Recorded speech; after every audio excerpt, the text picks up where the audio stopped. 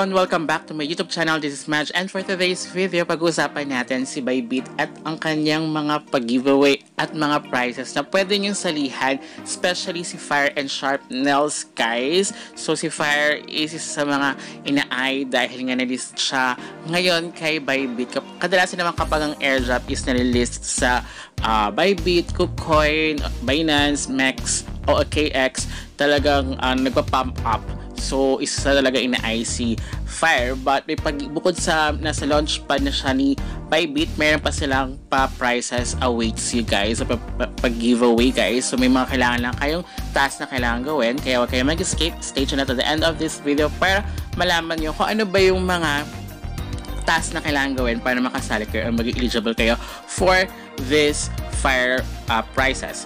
Okay guys, but before we jump into it, make sure you like this video, subscribe to my channel if you have not already, and ring that notification bell so you'll always be updated to my upcoming videos and off-the-clock episodes. First, kailangan kasi is ngayon kayo mag-join. Actually, sa mga old, meron kayong hindi pwede magawang tasks. So, now, para makuha nyo lahat at wala pa kayong Bybit, click sa link sa description box down below na kailangan nyo mag-login as in today, as in ngayon guys, December 5 up to December 8 para makuha nyo yung isang task which is mamaya is papakita ko sa iyo. Para kapag wala pa kayo, mag-register kayo, pwedeng email or your phone number guys. Ako, mas okay sa akin si email kasi kadalasan kapag na-PUK yung phone number nyo, mahirap na. So, nangyari sa akin kay KuCoin. So, ang tagal ko bago na-recover yung aking account doon. So, anyway. So, yan guys. So, 2 days left. So, may chance pa kayo na makasali ito kay Fire Lucky Draw, guys. Although, nasa launchpad na siya, guys. So, here, actually, sa mga naririnig natin regarding kay Binance, actually, si Bybit na yung pinaka mas malapit na medyo maging mas okay din. Kasi may P2P trading din siya katulad ni Binance. Pero yun nga, sabi nga din naman sa mga news na umpisa pa lang naman si Binance and then susunod na yung other exchanges, trading exchanges like this one. So anyway, sana hindi mangyari yun na ma-close si Binance dito sa Philippines, but let's hope. But yun nga, kailangan tayo mag-ingat din. So at least mayroon tayong other option which is si Bybit, and marami rin siyang pag-giveaway which is ito na nga yung isa si Fire guys. So pwede up to 3,000 Fire. So actually this is first listing nga ata. So wala pa siya sa CoinGecko, CoinMarketCap, hindi ko pa ata siya nakita. So here, ayan. So actually launchpad ni Bybit. Ngayon yung today din yung ano niya, listing date. Okay guys. So here, first kailangan nyo munang i-verify. Bago kayo mag-start ng any rewards o sumali sa mga any rewards, kailangan is verified ang inyong account. So, yung aking luma na account, yung first account ko is hindi na siya applicable sa isang, sayang din naman kasi yung chance of draw kapag ganun. So, ngayon, gagawin ko yung aking mom, guys. So, kailangan is verified. So, kailangan maging verified ang inyong Bybit account. After yung, yun yan, selfie and the ID, ang next nyo is enable nyo yung biometrics as much as possible, guys. Maraming authentication as well para at least ma-secure ang inyong account. Diba? So, i-on nyo rin yung Google 2FA authentication. Tama ba yan? So, yun. Kailangan din siya ayan, diba? Yung parang security level niya. So, kailangan Google 2FA authentication is enable niya siya, guys. Para mas maging protected kayo yung inyong account, guys. Siyempre, kaya parang hindi kagad ma-release yung money, something like that. So, at least, kahit hack yung inyong account is secured siya kasi hindi niya malalabas yun kasi kailangan niya ng Google 2FA authentication. So, mas maganda na meron kayong ganun, guys. And then, ayun nga, diba? At least dito may P2P trading. Kay KuCoin kasi wala, guys.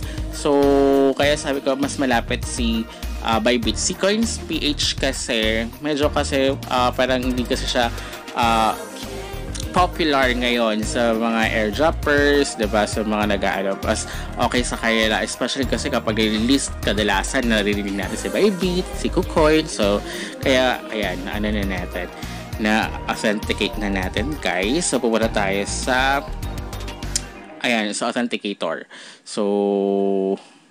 So yun nga, kasi kinanong ko pa sa email, guys, sorry. So yun nga, kailangan at least dito, diba, at nakita nyo, binablock din yung authenticator. So at least din nga makikita yung mga codes. Although every time is nagbabago yung numbers dito. So kaya mas okay din naman siya. So ayan, nakuha na natin. So pwede na natin authenticate. So ayan, at least diba, kapag same phone, ganyan naman kadalasan, pwede nga i-copy kapag kinopy nga, mag-automatic siya doon, guys. So now, ayan, pwede na tayong ang bilis, diba? Verified kagad. Mas maganda kasi kapag passport, yung mga talagang primary ID ang gagamitin yung driver's license, mas mabilis na ma-verified ang account nyo. So dahil 2 days sila siya. So ito, bukod dyan, sa first is may mga new user rewards sila for you guys. So kailangan lang mag-deposit at least mas maganda raw is $100 talaga, para at least, as you can see, puro $100 yung nakalagay dito. Pero meron siya $30 and then you can get a deposit total of $30. So hindi naman siya kayo first time na mag-deposit kayo. Total naman, guys. So pero may time limit lang yung mga first new user nga, guys. At least you get a reward. Pag hindi nyo nakita yung fire, punta lang kayo sa announcements, guys, or sa rewards, and then click nyo lang yung may reward, and then baba lang kayo or scroll down nyo lang siya sa inyong mismong dashboard, guys. So makita nyo siya. So sa latest activities, nakita nyo siya, ang dami nilang pa-reward or pa-giveaway. May Republic, andito na nga rin, diba? Even the KuCoin, yung KCS na token, so meron din dito. So pwede kayong sumali dyan. But of course, ang unahin natin si Fire, guys, dahil 2 days left na lang siya. So nakita nga, ang daming ongoing. So ang daming ngang pa-event this time. So kaya lang siya, may mga tasks yan or may mga requirements na kailangan natin ma-meet para ma-eligible tayo. And then after nga magawa yung verification ng iyong account, you need to click the register. So once naka-register na kayo, at least na siya, English na siya, diba?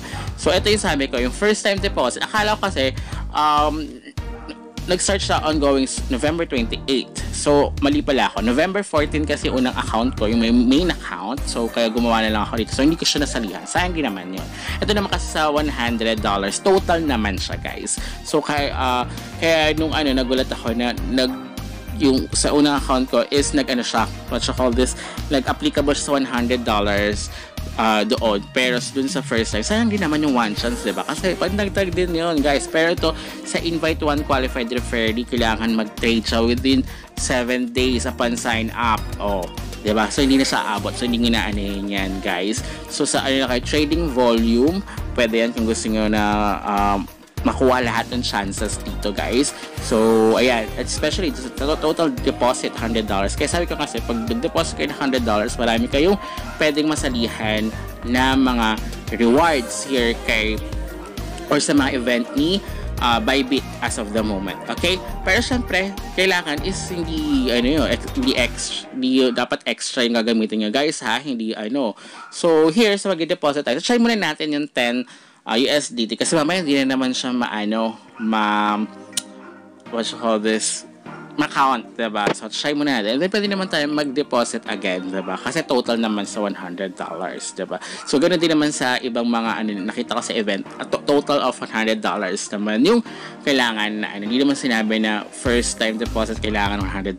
So wala pa naman ako nakita event as of the moment, even sa Sharpnel, a total of $100 yung nakalagay doon, guys. So ayan, so sa Maya tayo, guys. So pero mas okay bank transfer, kaya nahirapan ako sa bank transfer.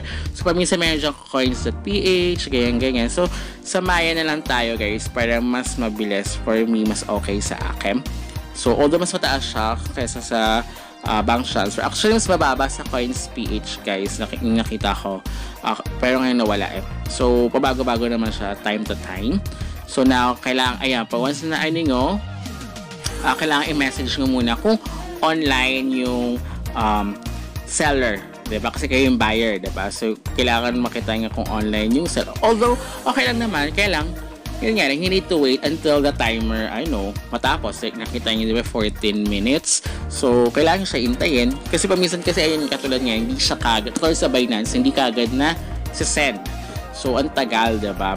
So, kaya hindi pa minsan maubos na yung oras mo, hindi pa siya nasa-send, diba? So, try ko na lang. Although, safe naman siya, guys. Nakalagay naman sa, here, may makababasa kayo sa pinakababa kanina. Pagpasok nyo, may makita dyan. Yan, you need to wait until the, pero kailangan i-screenshot nyo yung inyong, pagsasend, guys, ha. So, ayan, once na send nyo siya, basta click nyo yung pay now, lalabas na yung kung saan nyo masisend yung, na account, okay? Sa number nung So, wala pa, hindi pa, ang tagal nga masend, diba? So, paminsan naman, katulad nung kanina, dun sa main account ko, nag-proceed naman siya kagad. I don't know ngayon hindi. So, pero nag-message kagad din yung seller. So, dito mukhang wala siya. Pero okay lang naman siya kasi ayun naman, pabasa niya sa pinakababa, guys.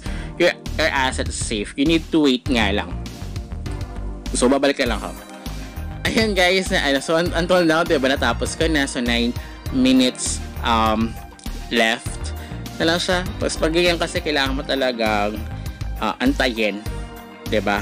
So, wala pa din. Pero, natapos ko na successfully na send ko na. Pero, yun nga, sa ko nga sa inyo, pag ganyan, screenshot nyo. Pero, yun nga, hanggang I think kailangan ko siya tapusan yung timer na 9 minutes, guys. So, ay dumating na. So, sa ibang phone ko kasi yung Maya. So, para at least sinend ko na rito. So, now, pwede ko na siyang i-upload. So, babalik na lang ako again. I think tatapusin ko ata yung timer neto kasi hindi siya nag-send, hindi rin siya nag-message. So, babalik na lang ako. A few moments later. Ayan, guys. So, kapag yun nga, natapos ko na, and then click nyo lang yung need help para yung customer service, and then hingyan kayo ng screenshot na talagang na-send nyo nga doon sa mismong So, ayan. Na natin. Napamasok naman. So, nag-notify naman siya. So, okay na okay. Mabilis nga yung dahil bago pa, diba? So, I mean, matagal-tagal naman si Bybit, pero mas bago siya kaysa kay Binance, diba? So, okay yung smooth yung transaction. So, nakuha natin kagad. So, this, diba? So, okay na okay si Bybit na gamitin. So, parang sabi ko nga sa kita, may parang itsura nga, parang Binance din, diba, yung look alike. And then, meron din ditong staking, ang dami rin, ang pinakamaganda is the P2P trade, which is mas okay sa akin kasi dahil pag sinend mo na doon, pwede mo na rin doon papalitan. So, yun naman kasi mas okay, diba? So, ayun, nakuha na natin. So, you need to go back and refresh your Bybit kasi di pa siya na-credit. So, you need to wait. Be patient, guys, kung wala pa. So, kung wala pa siya after 1 hour, message ka na lang yung customer service, which is mabilis naman yung kanilang action for sa mga guys. So, marami, as you can see, diba? So, hanapin natin again. So, balik ulit tayo sa latest activities. So, ayan, si Sharpnails, meron siyang sa parang kailangan $100 din yung inyong i-deposit, total of $100, and bibili kayo ng Sharpnail. Even the KCS, yung kay KuCoin token, so may rin sila rito pa-event. So ang dami nilang pa-event, guys. Kaya kung wala pa kayong Bybit, join na kayo. Nalagay ko yun sa description box down below. So ayan, guys, task completed. At least so later ko na lang. So let's try for first spin kasi mamaya, diba, hindi mo alam. So at least up to 3,000 fire yung inyong pwedeng makuha. O, diba? Sana naman at least 100. Oh my God, 2. Saan kaya abutin doon? So, maglalagay lang ako again. So, after, makuha nyo yung fire nyo, guys, after, diba, until December 8, diba? After the countdown, doon nyo pa lang siya makukuha. Although, ngayon na, pwede na kayo makapag trade. Nasa spot trading na siya. I don't know. I think pagka-post ko na ito, meron na siya. Kasi mamayang gabi na yung spot trading nga, alam ko, today yung spot trading nga. So, let's hope na mataas yung kanyang value, guys. So nakuha natin 2 Omega. Ang baba. So, kaya nga sabi mas maganda, you need to get all of the chances. Kaya ginawa ko lang, butin ko pa na ginagawa dati si Mama. So, I think, ayan, at least nakakuha tayo, diba? So, mas maganda gumawa kasi kapag meron silang maraming pa-event. So, ang dami nila pa-event bukod kay Fire, may Sharpnails, kay KSCS, kay KuCoin. So, yun pala yung nakita kong ina-eye kong salihan. And then of course, yun nga sa kanilang new users, diba? So may deposit 30 worth a total of $30 and then you can get something, diba? So ayan kay Sharp, diba? Sharp na lang. So kaya ayun nakalagay dyan kung nag-deposit kayo ng $100. So and then you need to buy Sharp token. So 35 million Sharp up for grabs. So until next time, guys, goodbye. Let me know.